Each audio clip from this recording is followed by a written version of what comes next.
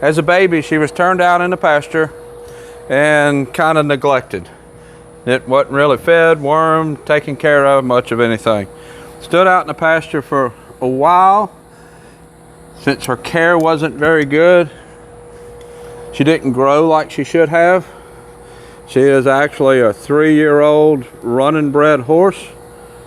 So she should be a good bit bigger than what she is. I'll take my time here while I put the bridle on. She should be a good bit bigger than she is, but she's not because her growth was stunted because of the care she received. Somebody rescued her out of the pasture, and since then she has received good feed, good care, wormed, everything that she should. Being that her growth was stunted at that young age, she probably will never grow to her potential of what she should have. There we go. But she will put on a little bit more size. She's a little bit sensitive with her ears. Everything needs to be messed with. She was basically not handled for a couple of years, almost like a feral horse, till the people rescued her out of the pasture. They spent a lot of time with her, getting where they could handle her, halter her, lead her around. And now it's come to the point where I need to kind of refine on what they did, and we need to start giving her a job. Since she wasn't handled a lot until older, she's not pushy into my space like a lot of the horses you've seen me work recently. Kind of the opposite with her.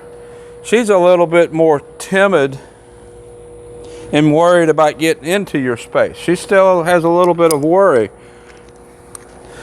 So I work her kind of similar but a little bit different on the lunge line.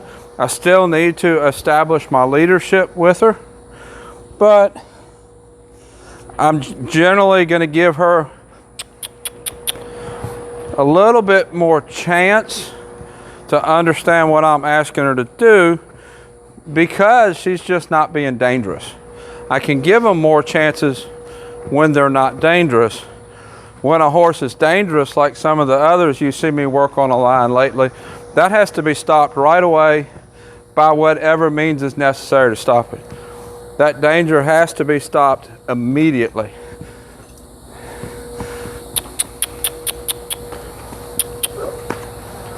As you see, it takes a lot less to ask her to go forward, just because she's a little bit more reactive, because she hadn't been handled as much. She's been here a couple of days, so I have worked her a couple of times. I don't remember exactly what day she came in. Today is Thursday that I'm recording this video. So she has been worked a couple of times. As you see, as she goes around, she kind of pulls on me a little bit loose there and a little bit of pull there. Most of them do that because they're a little bit leery about getting too close to the wall there, and then when they get out here, they're looking at going somewhere else. Do my turn, 2 eyes, and move. See, she's a lot more reactive.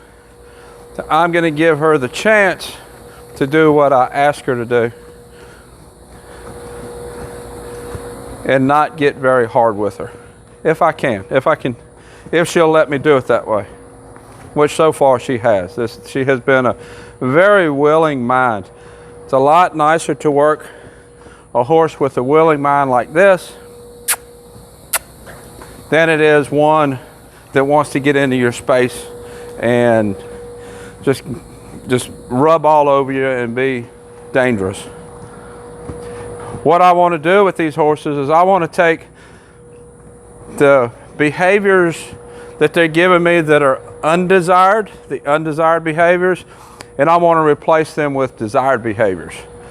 So whatever those undesired behaviors are, like the horses like the Percherons you saw, they were pretty pushy and obnoxious. I had to show them that those behaviors were undesired, and I started replacing those with the desired behaviors. Similar with this horse. What she does that is undesired, I'm going to show her that that is not what I want, and I'll reward the desired behaviors. See how she's maintaining slack all the way around? Maybe a little closer than what I would like, but I'm not going to complain about this. She hasn't pulled on me in 4 or 5 times around. She is showing me a lot of willingness to do what I ask her to do. Let's just drop the lunge whip. I'm going to meet her at the wall here, but I'm not going to send. Give me 2 eyes, good girl. Good girl. See how she's turning to face me? Exactly what I want. That is the desired behavior that I want to reward. So I'm going to reward that behavior with petting on her. She's a little bit flinchy, a little bit nervous, just because she just hasn't been handled. She doesn't know what she's supposed to do. So it's important that I show her by rewarding her when she is good. Now, if she was to come into my space, I would send her back out. But because she hasn't been overly spoiled, she's not doesn't have the tendency to do that.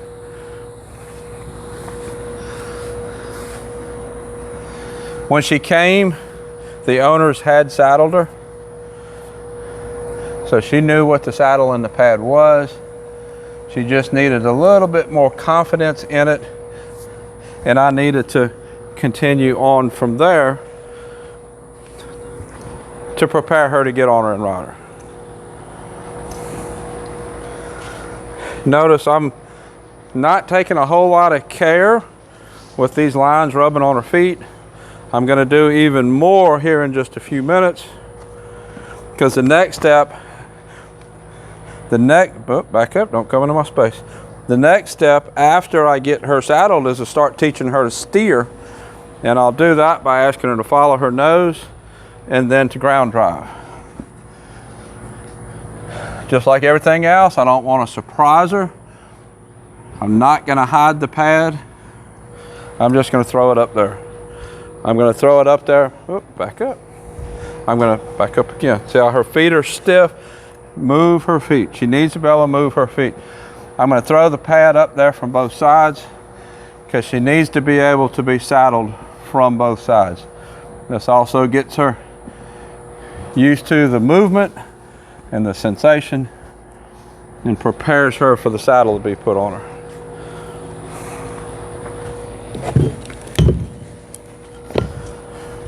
I typically saddle from the right. It's just my preference.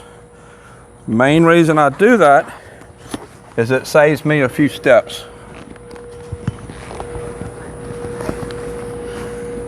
By saddling from the right, I can drop the girth, and I only have to walk around the horse one time to tighten the saddle. I do that to just about all the horses. It's safer with these horses that I'm starting because I'm only passing in front of them once. Let's get off the lunge line. Because I'm only stepping in front of them once, and just time-wise, it's quicker and easier with the broke horses. I'm not going to just cinch it up tight at one time. I'm bouncing the girth on her a little bit, let her know that's coming. Like I said, she had been saddled when she came, and I have saddled her a couple times since she's been here, so she's pretty reliable about that. I know what to expect. Now, I'm not going to get the saddle like tight to like for me to get on. I have it tight enough it's not going to fall off. I want to shake it. You saw me doing that, or saw actually Lakota doing that a lot before she was stepped up onto Denali. I want to make sure the horse is paying attention to that. See, his ear is looking out forward. I want her to know that there's something going on back here. I don't want her to just all of a sudden realize, oh no, there's a saddle on me, I'm going to die. Now we're going to go back and ask her to move again.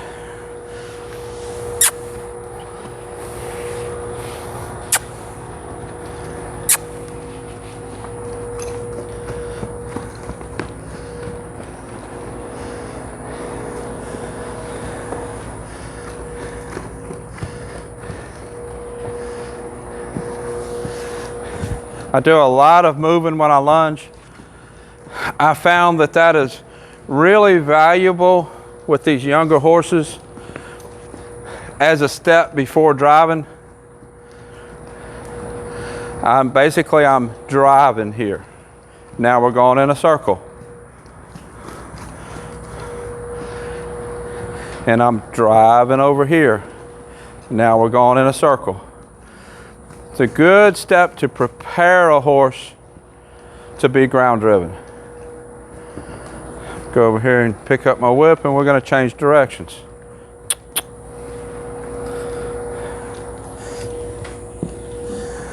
Till she learns to change on her back end and change directions correctly without the wall. I'm going to keep using the wall to stop her and to change directions. Never, ever, ever disengage a horse's hind end to change directions. See, a lot of clinicians do that. Causes a lot of problems. You might not have a problem with every horse, but a lot of horses will have a problem. Change directions again.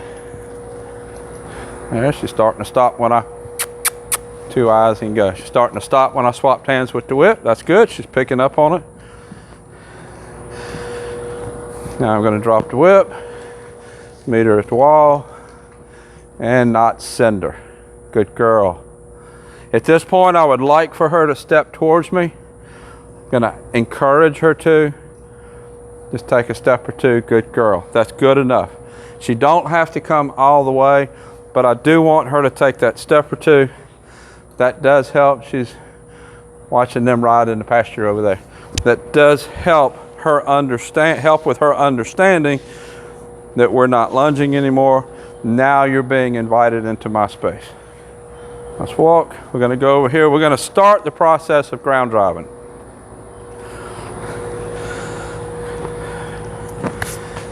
Make sure the top saddle is still tight. Now what I want to do, I'm going to start teaching her to follow her nose. I'm going to change the lunge line. Instead of attached to the bottom, we're going to be attached to the side.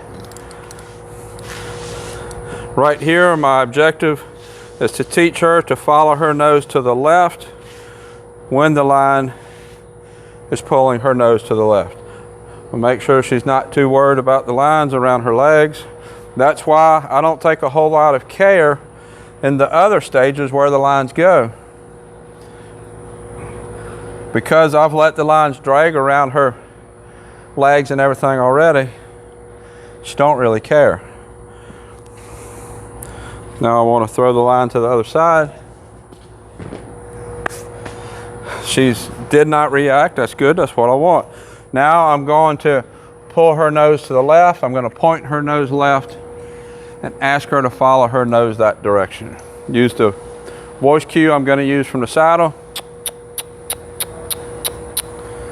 And follow her nose left. Good girl. All the way back to me.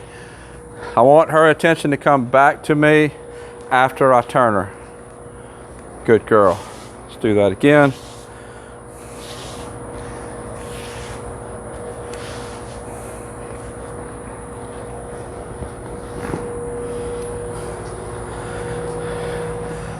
I don't ever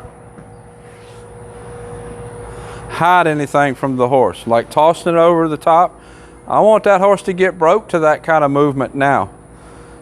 If she's broke to it now, I don't have to work on it later. This is the time to be working on those things. Bring your attention back to me. Good girl. Now let's swap to the other side. She followed her nose to the left, nice. Now I'm going to ask her to follow her nose to the right. Standing on the lunge line. There we go. Same thing I did on the other side to follow her nose to the left. I'm going to do it on the right.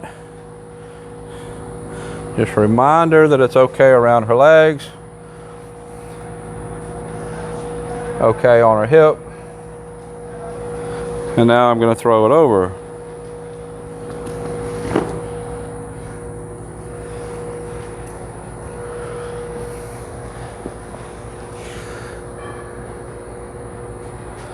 Follow her nose to the right.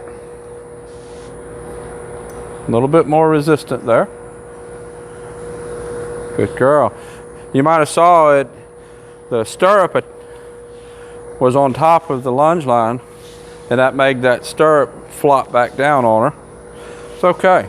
That's all stuff she needs to get used to. I'm not going to hide any of that from her. She needs to be used to all of that.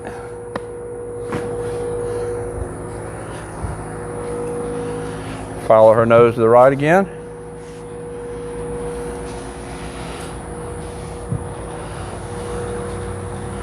Good girl. Back on me. Give to the pressure. Give to the pressure. Good girl. I know, they're interesting over there, aren't they? There we go. That was nice. A little bit close to me. She actually come to me and touched me. I didn't like that. That's a little too much in my space for me. She's not allowed to touch me until I offer her to, which is going to be almost never for one to touch me. Attach the left line.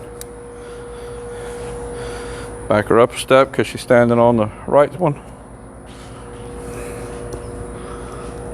Over her head, just like I would slide reins. She needs more work on her ears.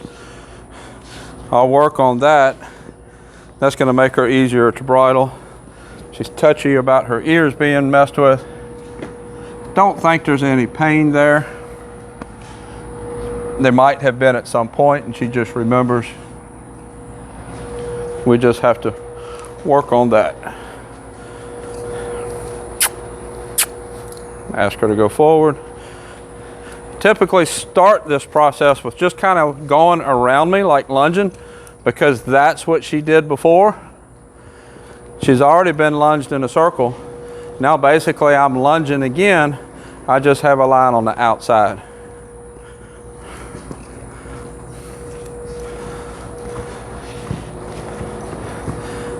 You saw before when I was lunging and driving, that's driving right there. That's the position you saw me do before. Just going to go forward. Now I'm going to change positions and let's see if she will follow her right nose, the right rein to the right. There we go. Now the driving line is under the saddle. This is exactly why, one of the reasons why I don't run them through the stirrup. Gives me an opportunity to do that. Flop that stirrup down on her. I don't want her reacting when stuff bumps her sides. At some point my legs are going to be on her and I don't want that to mean anything. I want her to be comfortable with that.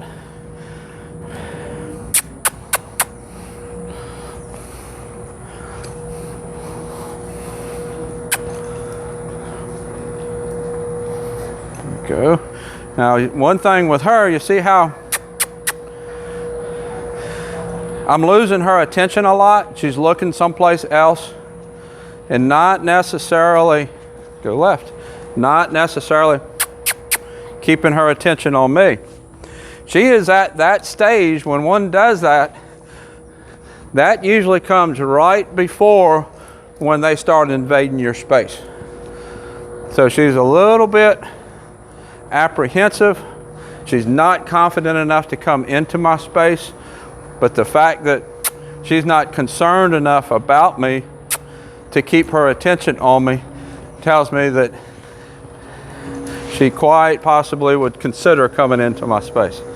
So at this point, when I get on her back, I want her to already know everything that she's going to need to know when I'm riding on her back. So at this point, I'm going to teach her to turn left, turn right, stop, back up.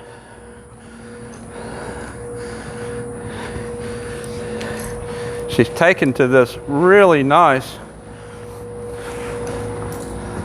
little bit pushy with her face. We're just going to turn. Use the wall to help turn, go the other way. It's a little bit of not wanting to be told what to do.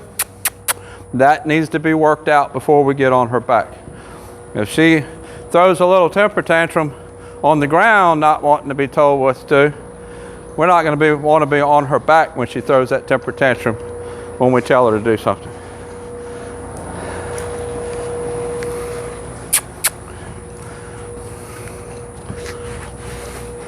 Trot it out a little faster. This is another reason why I don't run the lines through the stirrup. She trotted out faster than I wanted to go. I just kind of let her go into lunging around me. I'm not going to pull her back and try to stop her. She don't know what whoa means yet. She don't know what slow down means yet. I have to teach her. That is, when the lines are run through the stirrup, that's a bad situation to be into. So at this point, I can make contact with both reins and teach her that that contact means to slow down. By contact on that right rein around her hip, there we go. It does two things. It gets her used to that pressure on her hip. Normally these young horses will yield their hip over a little bit. And the other thing that does is that outside rein is my slow down when I'm in the saddle. Inside rein controls bend, and outside rein is your brake. I've talked about that in another video. I'll put a link up top or in the comment somewhere about it if you want to watch that video. It talks about what each rein does and what each one of your legs do. Get her around here straight, and then let's ask her for a stop. Whoa. Whoa. I want to try to not pull hard and force the stop. If I need to, I'll ask for the stop over here pointing at the plywood at the wall so that I don't have to pull hard. Now let's see what we get if I ask her to back up. We'll put her in a situation, good girl, a situation where the step back, it would put her uncomfortable so that a step back gets her in a comfortable position. There we go, good girl. See, I didn't have to pull very hard. This horse will react with light contact if you give her the chance to. Every horse that I work, good girl, I'm going to work a little bit different depending on the horse, what they show me, what behaviors that they are doing. I want to reinforce what behaviors that they're doing that I want to discourage. The Percherons are giving me different behaviors. They're going to be worked different than what this horse is.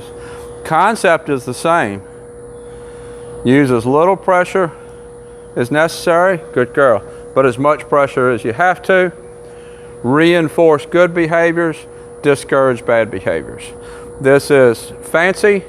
I'll be doing more videos of her in the future. Until next time, thank you for watching.